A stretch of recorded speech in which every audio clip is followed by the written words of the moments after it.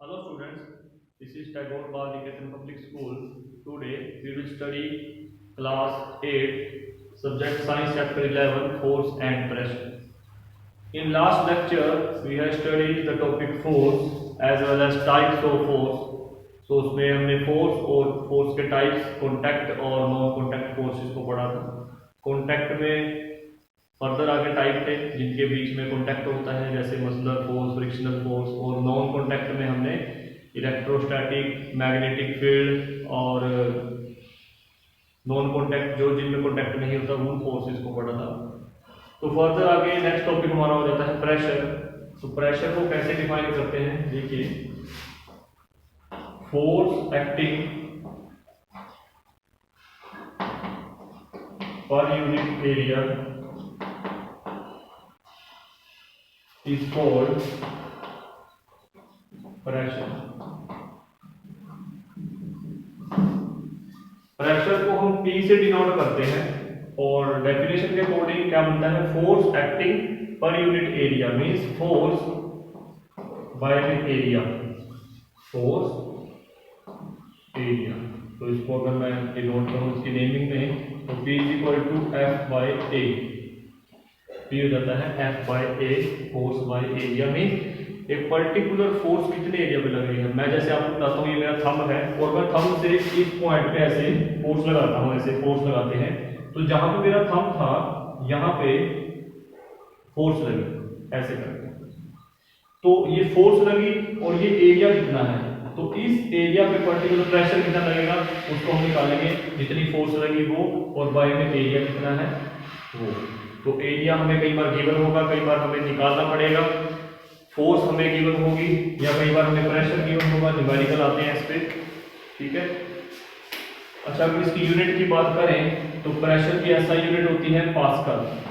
ऐसा unit is pascal, जिसको PA से डिनोट करते हैं। मींस अगर प्रेशर की बात आएगी तो ऐसा आंसर आएगा जैसे 10 pascal, pressure is equal to 10 pascal या 5 पास्कल, ऐसे एग्जाम्पल है, ऐसे पास्कल में आएगा।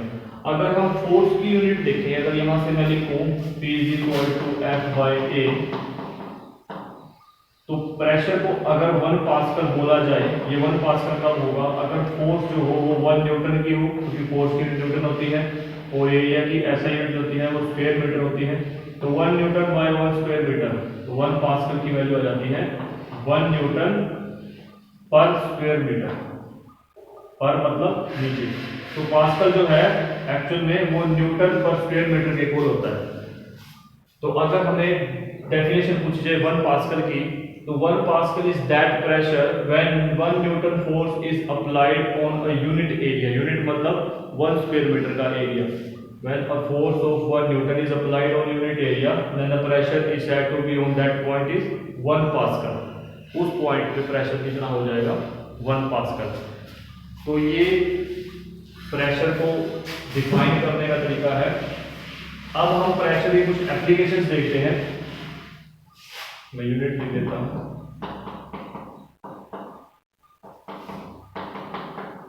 पास्कल, PA से लिखते हैं पास्कल को। अब देखिए, कई बार हमें क्या करना पड़ता है, जैसे मान लीजिए मेरे पास एक नेल है, नेल जैसे लोहे की कील है, और कील को हमने ऐसे दीवार में ठोकना है, उसको अंदर पहुंचाना है। तो वो क्या होगा, देखिए, अगर कील जो है आगे से ऐसे हुई, बिल्कुल इतनी मोटी हुई आगे से, तो मैं इसको ऐसे रखूंगा, थोड़े से मारता रहूंगा, लेकिन ये अंदर नहीं जाएगी। अगर ये आगे से तीखी हुई, नुकीली हुई बिल्कुल आगे से, तो इसको रखेंगे और पीछे हथौड़े से मारेंगे तो ये अंदर घुस जाएगी। ऐसा क्यों होता है कि एक जो इसका मोटा एरिया टच में है वो नहीं जाएगी और जिसका पतला एरिया है वो चला जाएगा। तो हम यहाँ से एक रिलेशन देखते हैं, P is equal to F by A.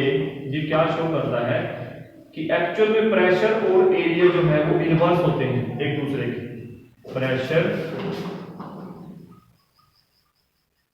Is inversely related to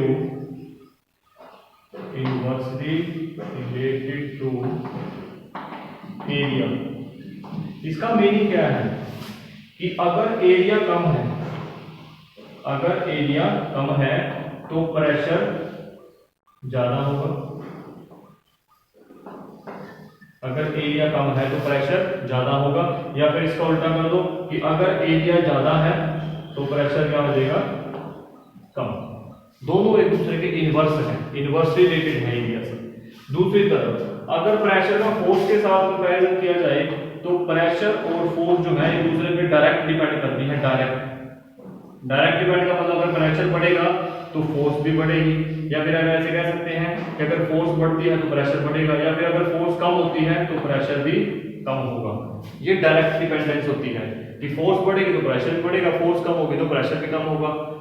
अगर एरिया के साथ देखें तो अगर एरिया बढ़ेगा तो प्रेशर कम होगा, अगर एरिया कम होगा तो प्रेशर ज्यादा हो जाएगा।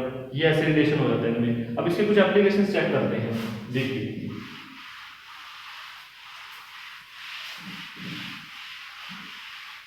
एप्लीकेशन क्या है, जैसे ये कील है,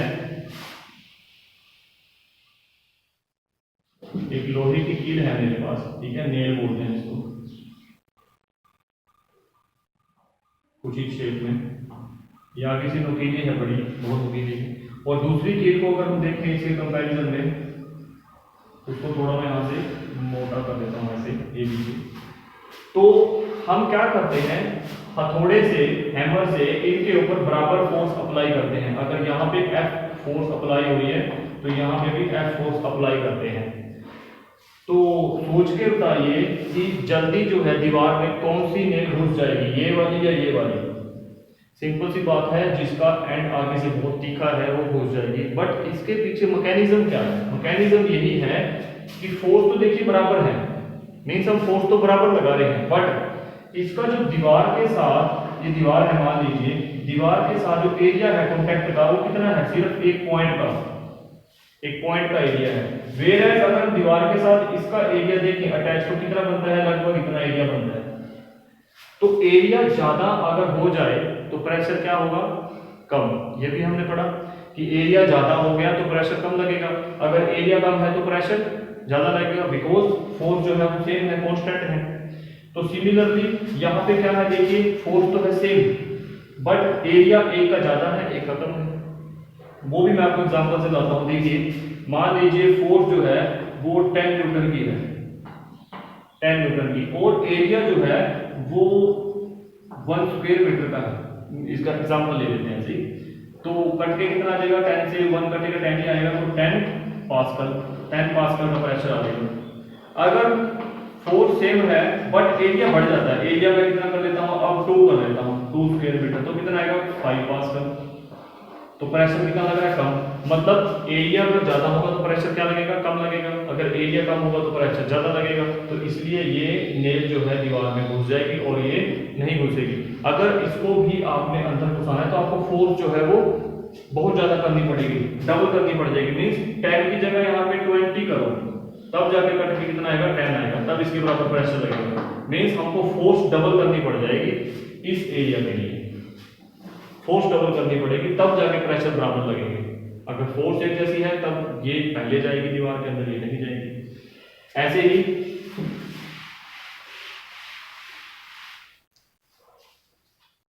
आपने अपनी डेली लाइफ में बहुत सी ऐसी चीजें देखी हैं जो प्रेशर का बिल्कुल एक परफेक्ट एग्जाम्पल होती हैं। जैसे कोई भी हैवी बॉडी होती है, मान लीजिए मेरे पास एक ट्रक है और ट्रक में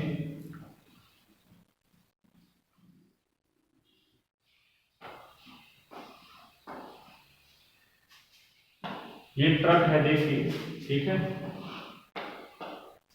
तो इस ट्रक में अगर हम वेट डालते हैं, वेट डालेंगे तो उसकी एक लिमिट होगी। लिमिट कैसे, जैसे मान लीजिए इसमें 10 क्विंटल की लिमिट है, 10 क्विंटल की, ठीक है,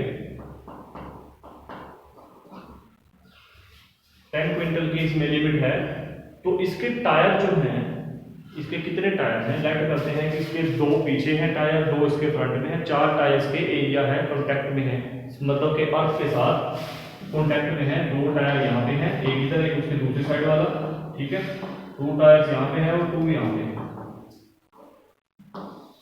फर्दर अगर हम इसमें 10 से ज्यादा डालते हैं तो इन टायर के ऊपर प्रेशर बढ़ जाएगा। मींस अगर हम फोर्स अप्लाई कर रहे हैं तो प्रेशर क्या हो जाएगा, बढ़ जाएगा। क्यों? क्योंकि प्रेशर और फोर्स में क्या रिलेशन है, सीधा रिलेशन है।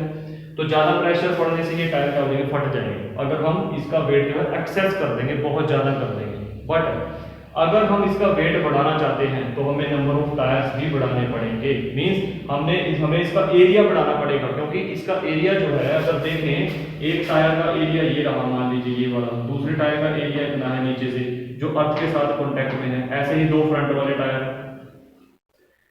इसका सिर्फ वही एरिया अटैच है अर्थ के साथ, सरफेस के साथ। बट अगर हमें और वेट डालना है, मींस और फोर्स अप्लाई करनी है, तो हमें एरिया भी बढ़ाना पड़ेगा ताकि प्रेशर जो है वो कम हो, कि टायर के ऊपर प्रेशर ना पड़े।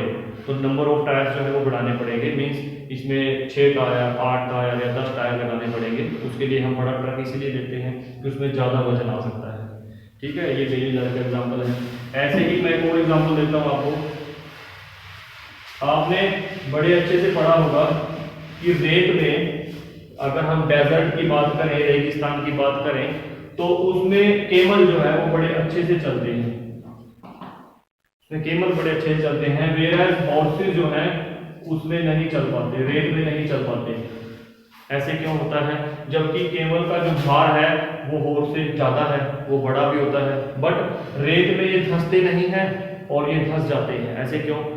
ऐसा इसलिए होता है क्योंकि इनके जो पैर हैं उनका जो एरिया है वो लगभग इतना होता है कॉन्टैक्ट का नीचे से। वेयरएज अगर केबल का देखें तो उसका पैर इतना बड़ा होगा नीचे से। मींस जितना बड़ा एरिया उतना कम क्या लगेगा, प्रेशर। एरिया और प्रेशर में क्या रिलेशन है, इनवर्स का रिलेशन है। तो एरिया ज्यादा हो जाएगा तो प्रेशर कम हो जाएगा। इसलिए केबल का पैर बड़ा होने की वजह से वो रेत में धंसता नहीं है, क्योंकि प्रेशर कम पड़ता है। क्यों? क्योंकि प्रेशर जो है इक्वली एक्सर्ट हो जाता है पूरे सरफेस पे। अगर हम यहाँ पे देखें तो इसके पैर पे ज्यादा प्रेशर पड़ेगा और ये अंदर रेत में धंस जाएगा। इसी के कंपैरिजन में अगर एक और लें, जैसे कई लेडीज जो हील्स डालती हैं, सैंडल डालते हैं, हील लगे होते हैं, इसको पेंसिल हील बोलते हैं। वो इतनी सी हील होती है, वो तो बिल्कुल भी रेत में नहीं चल पाएंगे, क्योंकि उसका एरिया ऑफ कॉन्टैक्ट जो है वो बहुत कम होता है। ऐसे कुछ ऐसे होता है वो सैंडल। ठीक है, एरिया ऑफ कॉन्टैक्ट जितना कम होगा उतना ज्यादा धंसेगा, प्रेशर उतना ज्यादा पड़ेगा। क्लियर है पॉइंट? क्योंकि एरिया और प्रेशर में इनवर्स का रिलेशन होता है। इसीलिए अगर जिसने हील्स डाले हुए हैं, अगर ऐसी लेडी कोई मान लीजिए मिट्टी में या किसी पार्क वगैरह में चलते हैं, तो उनके सैंडल जो है वो धंस जाते हैं नीचे। क्यों? क्योंकि उनका एरिया ऑफ कॉन्टैक्ट कम है सरफेस के साथ, प्रेशर ज्यादा एक्सर्ट होता है। वेयर अगर वो थोड़ी चौड़ी हील डालेंगी तो उससे क्या फायदा होगा, उनका प्रेशर जो है वो कम हो जाएगा और वो अंदर धंसेंगे नहीं। क्लियर है? तो आज के लिए हम सिर्फ यही पढ़ते हैं। आपने अपनी बुक से इसके और एग्जाम्पल हैं, 4-5 एग्जाम्पल हैं, वो अच्छे से एक बार पढ़ने हैं। ठीक है, और उनको अच्छे से नोटबुक में भी लिखने हैं। तो हम नेक्स्ट लेक्चर में इसकी नेक्स्ट स्टडी करेंगे। Thank you.